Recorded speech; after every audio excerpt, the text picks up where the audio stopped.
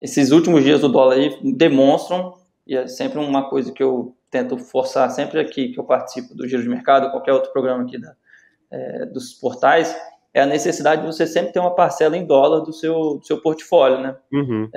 Obviamente, a gente tem que sempre tentar entender o que está por trás do movimento, mas eu lembro que eu tive uma participação, sei lá, uns 2, 3 meses atrás com a Paula, que a gente comentava na possibilidade do dólar ir para 4,50, que não era desprezível, mas também não era um cenário óbvio, mas a gente sempre comentava, para quem não tem dólar naquele nível, eu acho que valeria a pena começar a pensar na possibilidade. E acabou se mostrando, né, uma ideia correta. A gente viu sair dos 4,70 e agora está aí acima dos 5 de novo.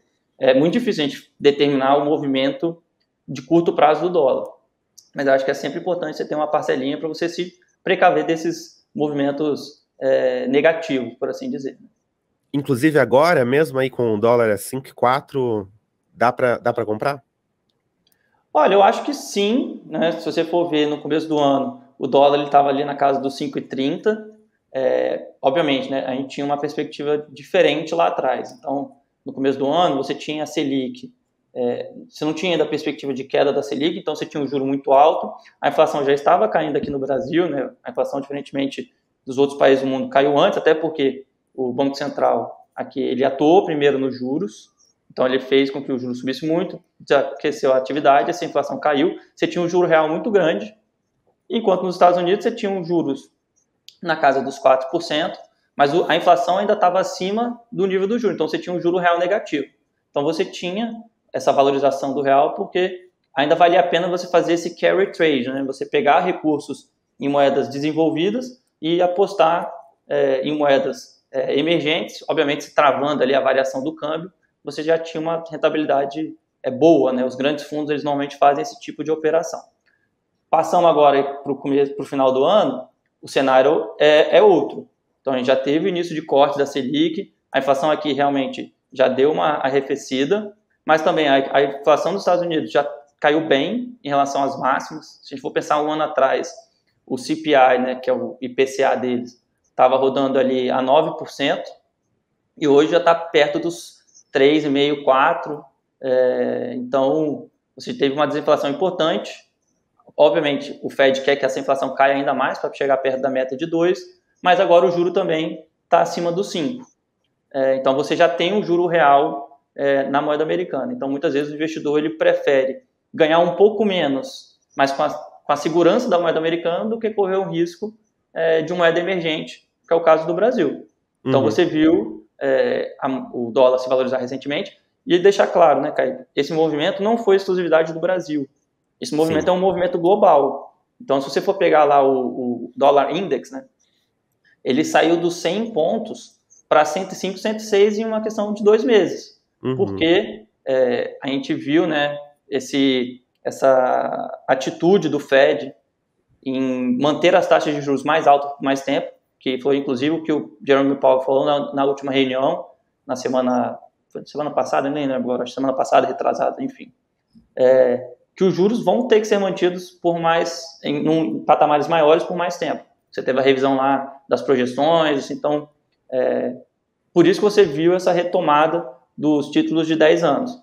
E assim, hoje também saiu o dado do PIB americano. Na verdade, foi a revisão, né? Normalmente você tem a primeira leitura e depois você tem várias revisões para você chegar no número final de qual foi o crescimento. Apesar de ter tido uma leve redução, né, a estimativa inicial tinha sido de 2,3 e a revisão agora indicou 2,1, ainda assim mostra uma economia americana muito resiliente. E por isso o Fed talvez tenha que manter os juros alto por mais tempo. Porque se a economia está rodando bem, o mercado de trabalho também não está mostrando grandes quebras, isso mostra que as pessoas vão continuar consumindo. Se vão continuar consumindo, provavelmente essa inflação ela não consegue vir para a meta que o Fed quer. Então, você vai ter que manter esses juros mais altos por mais tempo. E isso atrai, de novo, os investidores de volta para a moeda americana. Né? Se a gente pensar no auge da pandemia, você estava com juro na casa do 0. Hoje você já ganha ali, com os títulos de curto prazo, mais de 5%. Realmente é uma mudança importante para os portfólios globais.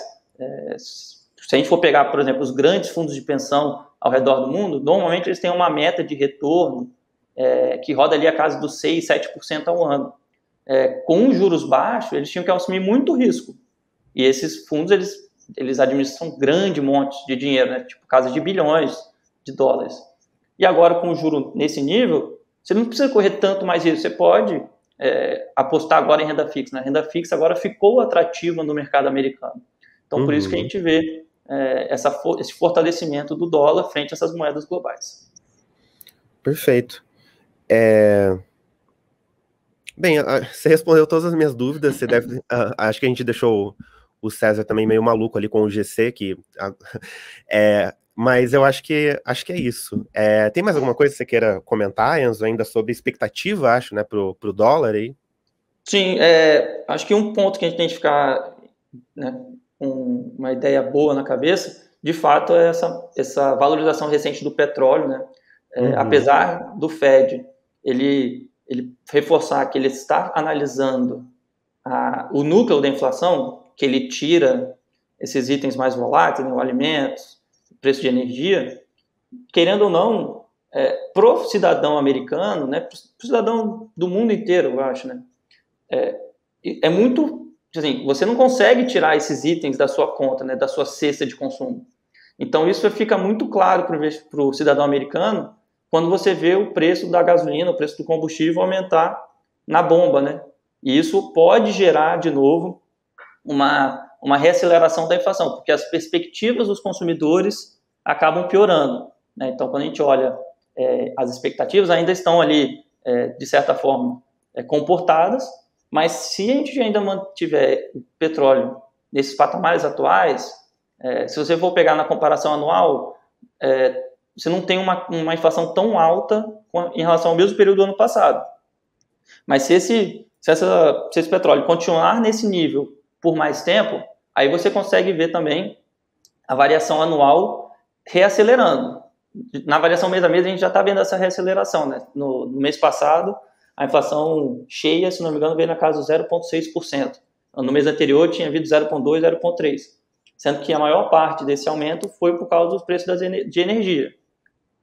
Então, assim, se você continuar vendo essa pressão, principalmente da parte de petróleo, isso pode dar uma reacelerada na inflação, contaminar as expectativas, e aí o Fed talvez tenha que atuar mais forte nos juros. Como a gente vem sempre pontuando aqui. O grosso do caminho do Fed em relação à política monetária já foi feito. Foi sair do 0% para os 5% atuais. Mas a gente já vê alguns players, né, importantes, por exemplo, você teve o Jamie Dimon, que é o CEO do JP Morgan, o maior banco dos Estados Unidos, falando da possibilidade de um juro a 7%. Sinceramente, eu acho muito esticado. Mas também, do mesmo jeito que a gente achava que o 5% parecia muito alto, a gente não pode descartar, apesar de ser, para mim, um cenário de baixa probabilidade. Se o Fed tiver que voltar a aumentar os juros, aí eu acho que a gente pode ter um problema maior nos ativos de risco global, porque eu acho que ninguém está preparado para os juros do Fed e para o 7%. E lembrando, né, para essa última reunião, ainda para 2023, a expectativa do Fed é ainda aumentar o juro, pelo menos, no máximo, né, ter mais um aumento de juros em 25 pontos base, 0,5 ponto percentual.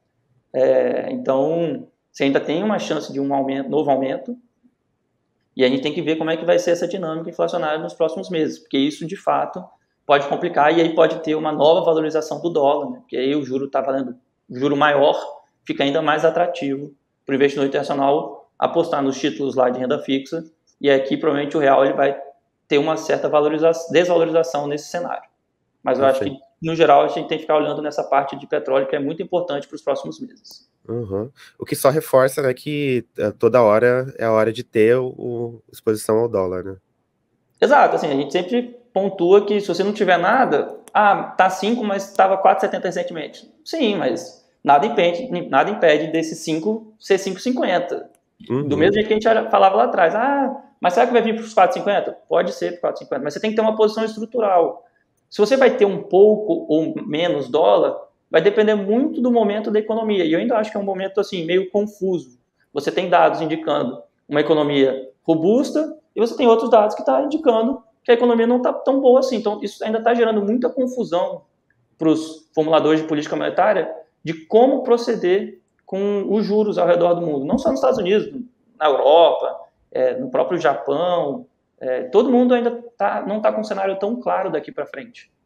Então, assim, se a gente for pensar no auge da pandemia, o dólar bateu quase R$6. Eu acho hoje que é o cenário mais provável? Não, mas ninguém imaginava também que bateria 6, entendeu? Então, assim, você tem que ter uma posição. Se você vai ter uma exposição maior em dólar ou menor, a gente tem que ir analisando caso a caso, né? Tipo, daqui a 3 meses você voltar aqui, se o Fed vê que não precisa aumentar mais os juros, provavelmente você não precisa ter uma exposição tão maior, ativos americanos, enfim. Mas eu acho que é sempre importante você ter uma parcela. Então, se você não tem hoje, para quem está acompanhando a gente aqui, começa com uma parcelinha pequena, sei lá, faz uma posição de 5% em dólar, ou você quer ter 10%, mas você não está confiante que o preço agora está tão convidativo, vai fazendo em partes, sei lá, faz 2% agora, daqui umas 2 semanas você manda mais 2%, mas você chega naquele seu objetivo de alocação em moeda forte, né? E eu acho que, nesse caso do dólar, eu acho que é importante você colocar esse dólar para trabalhar. E esses títulos de renda fixa, a gente está falando principalmente os títulos de curto prazo, são uma boa alternativa para o investidor começar a investir lá fora. Eu acho que ele pode começar por aí.